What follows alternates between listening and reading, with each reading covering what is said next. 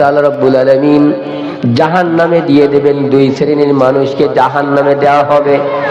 এক শ্রেণীর বান্দাকে জাহান্নামে দেওয়ার সময় আল্লাহ তাআলা রব্বুল আলামিন তার ফেরেশতাকে পাঠিয়ে দেবেন, যাও যাও ওই দলকে জাহান্নামে দিয়ে দাও।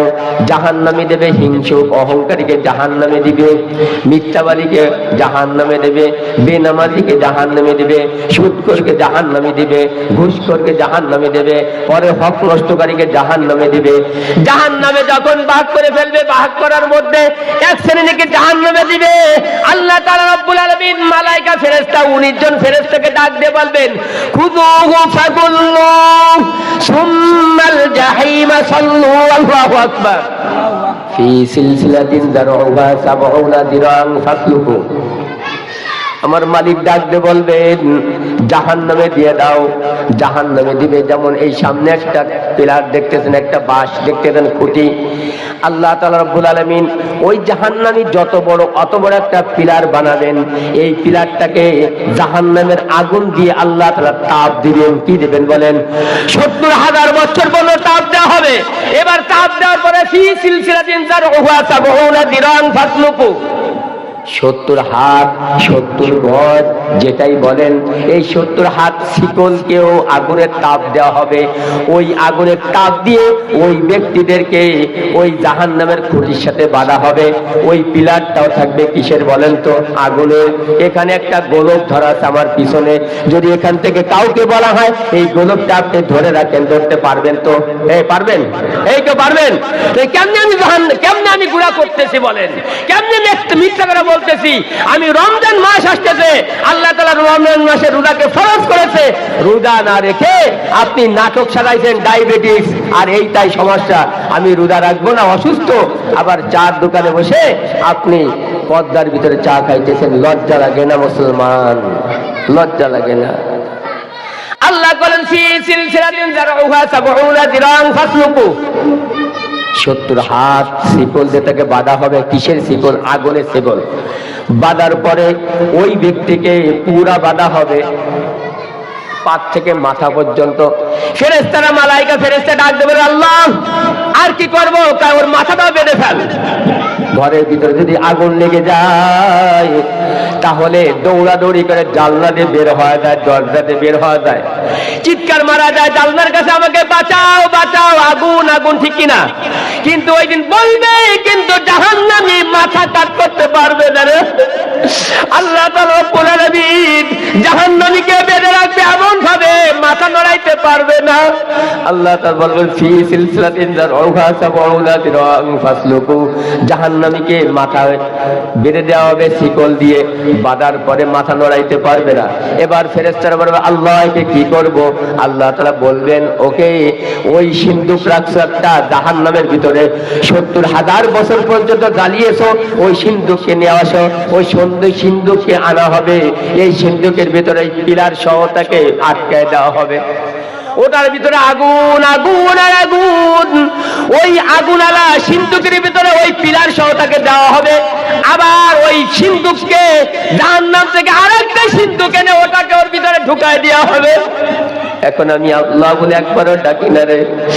ও আল্লাহর বান্দারা, নবীর উম্মতের পাগল, একটু ভাবুন তো, আপনি ভাবুন কেমনে গুনাহ করতেছি। জাহান্নামের আগুন তো সহ্য করতে পারবো না। এই জাহান্নামের আগুনের ভিতরে ওই সিন্দুক সহ আরেকটা সিন্দুকের ভিতরে ঢুকায় দেওয়া হবে। তাফসীরের ভিতরে যখন পড়তেছিলাম দেখতেছিলাম, আল্লাহ ওই জাহান্নামের সিন্দুকটাকে আরেকটা সিন্দুকে ঢুকায় দেওয়া হবে। ওটাকে নিয়ে 3টা সিন্দুকের ভিতরে ঢুকায় দিয়ে বলবে, মালিক আল্লাহ এইবার কি করব? এটাকে তোমরা জাহান্নামের তলদেশে ছেড়ে দাও। জাহান্নামের ভিতরে ছেড়ে দিবে। 40,000 বছর লাগবে পড়তে। আল্লাহু আকবার। পড়ে যাবে, আর কোনো চিৎকার হবে না। যতই চিৎকার মারে কেউ শুনবে না, কেউ শুনবে না। ও আল্লাহর বান্দারা, নবীর উম্মত, এখনো পর্যন্ত গুনাহ করতেছি, মোবাইল দেখতেছি, ইউটিউব দেখতেছি, গুনাহ করতেছি। এখনো কথা বলতে গেলে মিথ্যা ছাড়া বের হয় না, এখনো কথা বললে আউফাউ কথা ছাড়া বের হয় না। আমি গুনাহ করতেছি, হজম করতে পারবো নাকি বলেন? জাহান্নামের আগুনকে ভোগ করতে পারবো বলেন? আর এক দলকে ডাকা হবে, জাহান্নামে দিবে। এই ব্যক্তিকে যখন জাহান্নামে দিবে, আমার আল্লাহ তাআলা রব্বুল আলামিন দেখবে জাহান্নামের ভিতরে কান্নাকাটি করতেছে। মালায়েকা ফেরেশতারা, 19 জন ফেরেশতারা তাদের কাছে যাবেন এবং তারা ডাকতে থাকবে। তাদেরকে বেঁধে যখন জাহান্নামে ফেলে দেওয়া হবে, তারা পুড়তে পুড়তে অঙ্গার হয়ে যাবে। এবার মনে পড়বে তাদের যে একবার আল্লাহকে ডাকি। তারা বলবে আল্লাহ, বলেন সবাই আল্লাহ, আবার বলেন আল্লাহ। এইভাবে 40 বছর পর্যন্ত ডাকবে, আবার মালিক সাড়া দিবে না।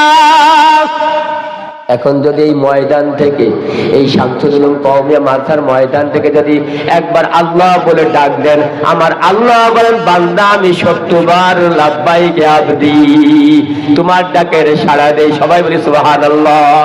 বলেন না আল্লাহ, আবার বলেন না আল্লাহ, আবার বলেন না আল্লাহ। এখন যতবার আল্লাহ বলে ডাকবো, আমার মালিক সব দিবেন আমাকে ডাক, আমার ডাকের উত্তর দিবে। ঠিক কি ঠিক না?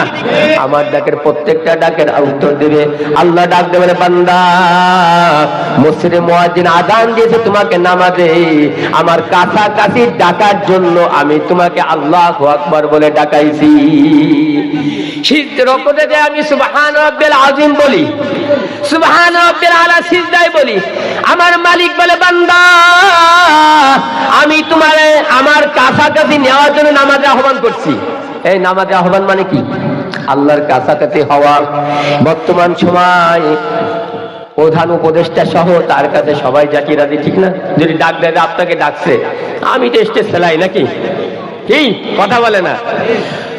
দেশের প্রধান বা সম্মানী ব্যক্তি আপনাকে ডাকলে আপনি পরিপাটি হয়ে মান্দা দিয়ে চল যান, তার কাছে আমিও যাই। কিন্তু আমার মালিক সবকিছু সৃষ্টির স্রষ্টা আল্লাহ, তিনি আমাকে বারবার বলতেছে হাইয়া আলাস সালাহ,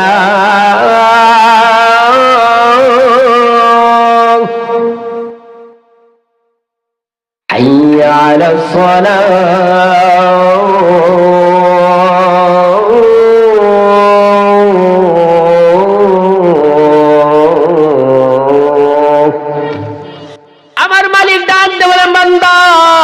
তোকে আমি একবার না দুইবার না 5-5 আমি ডাকি আমার কাছাকাছি আসছে।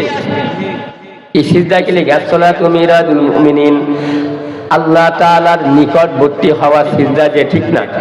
কুদরতি পায়ের পরে সিজদা দেওয়া, ঠিক না? বন্ধুগণ, আমরা এত কাছাকাছি আমরা যাই না, যাবো তো ইনশাআল্লাহ। এই বেনামাজি থাকবো নাকি কেউ? সবাই 5 ওয়াক্ত নামাজ পড়বে তো? আপনাকে আপনার প্রধান কেউ অর্থওয়ালা সমাজের সবচেয়ে বড় ব্যক্তি ডাকলে যেমন দৌড় মারেন, আমার মালিক ওই সমাজের বড় মালিকের, যিনি বড় আপনাকে ডাকছে, তার চেয়ে বড় মালিককে আল্লাহ। সেই আল্লাহ আপনাকে 5 বার ডেকে ডেকে আল্লাহর ঘর মসজিদে নিয়ে আসতেছেন। বান্দাকে ডাক, আমাকে আমি ডাকের সাড়া দিব।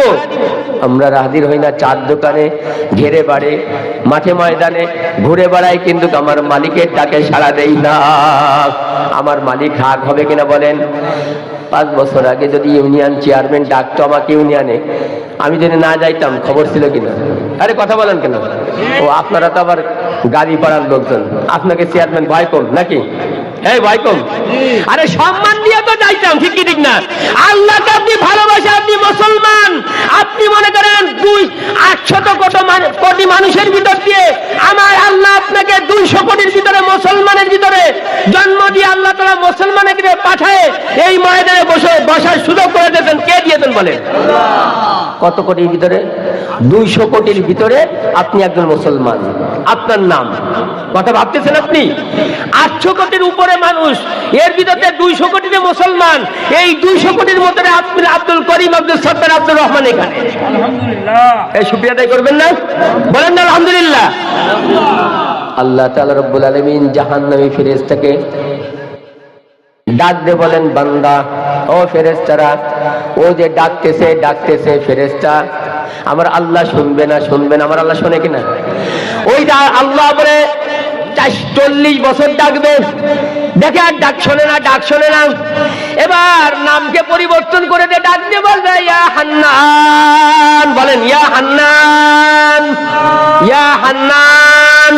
এইভাবে বলতে দেখবে আরো 40 বছর, তাহলে কত হলো? 80 বছর হয়ে গেল। কোন রাগতে 80,000 বছর, 800 বছর বলা হয়। 80 বছরই মনে করেন ডাকবে জাহান্নামীরা। এই জাহান্নামী ইয়া হান্নান নামটা আবার পরিবর্তন করবে, আরে 40 বছর ডাকলাম পাইলাম না। এরপর আবার বলবে ইয়া মান্নান, ইয়া মান্নান। এইভাবে ডাকবে, ডাকে সাড়া হবে না, ডাকে সাড়া হবে না। এরপরে আবার বলতে থাকবে, এবার নাম পরিবর্তন করি, এবার বলবে ইয়া রহমান, ইয়া রহমান, তুমি রহমান, তুমি মেহেরবান, তুমি রহমান, তুমি মেহেরবান। অন্ধ গাহে না শুধু তোমারি গুণগান, তুমি রহমান, তুমি মেহেরবান। ইয়া রহমান বলে 40 বছর ডাকতে থাকবে, আল্লাহ করে সাড়া দিবে না। ও আল্লাহর বান্দারা, নবীর উম্মতের দল, ও আমার মা বোনেরা, ফেসবুক, ইউটিউব আর মোবাইল নিয়ে ওই স্টার জলসা নিয়ে বসে আছি, মোবাইলের খবর নিয়ে বসে আছি। একদিন আমার খবর কেউ নিবে না রে মা। ও মা, আমি আপনাদের এই শামসুল উলুম কওমি মাদ্রাসা আজ থেকে প্রায় 28 বছর আগে 98-99 সালে আমি এখানে পড়েছি। প্রায় 26 বছর আগে এই যে মাওলানা, আমার সভাপতি সাহেব মাওলানা আজাদ গাজী সাহেব আমার সাথে এই মাদ্রাসায় একসাথে পড়ছে। আমি হেফজখানে এখানে স্টেজ করা হয়েছিল, এই পিছনে এখানে হেফজখানে ছিল, মনে আছে কিনা আপনাদের? আমি এই মাদ্রাসায় বসে পড়ছি, আমার খানাদারি হয় নাই। আমার কমিটি, এই মাদ্রাসার কমিটি আমাকে খানা দেয় নাই, বলছে টাকা দিয়ে খাইতে হবে। আমার বাবার অর্থ সম্পদ ছিল না, আমার আব্বা এইভাবে আমাকে পড়াইতে পারে নাই বেতন দিয়ে, টাকা দিয়ে। সেই আব্বার কষ্টের দিকে তাকাইয়া আমি বাড়িও যাই নাই। আমি 3 দিন পর্যন্ত না খেয়ে সবক দিয়েছি, পড়া দিয়েছি, দেখে আমার আল্লাহ রহমত করে কিনা। আমি এখানে একটা বাথরুম ছিল, এখানে এই বাথরুমের ভিতরে বাথরুম করতে দেয় এমন অবস্থা হয়েছে, আমার ডায়রিয়া পর্যন্ত হয়ে গিয়েছে। বারবার বাথরুমে যাওয়ার পরে এই বাথরুমের ভিতরে আমি পড়ে গিয়েছিলাম, দরজা ভেঙে আমাকে বার করেছিল আমি মহসিন উদ্দিনকে। এরপরে ভ্যানে করে আমাকে বাড়ি পাঠানো হয়েছে, আমি 3 দিন পর্যন্ত খানা খাই নাই। এরপরে যখন বাসার থেকে আনা হলো, এরপর আমি বললাম আমি গরিব মানুষ, আমার টাকা দিয়ে খাইতে পারবো না, আমাকে খানার ব্যবস্থা করে দেন। আমি ওখান থেকে এসে পড়তে পারবো না, কারণ হেফজোর টাইমে দূরে বাড়ি, দূরে লজিং হইলে খেয়ে পড়া সম্ভব হয় না। এতটা কষ্ট করে হেফজো শেষ করলাম, 1 নম্বরে পাগড়ি দিলাম এই মাদ্রাসায় সেই 1998-99 সালে। সেখান থেকে এই পর্যন্ত আসছে এই মাদ্রাসা। আপনাদের এই মাদ্রাসা কেন বন্ধ হয়, কেন চালু হয়? যদি আপনারা সচেতন না হন, এই মাদ্রাসাকে জাগানো যাবে না, ঠিক কি ঠিক না?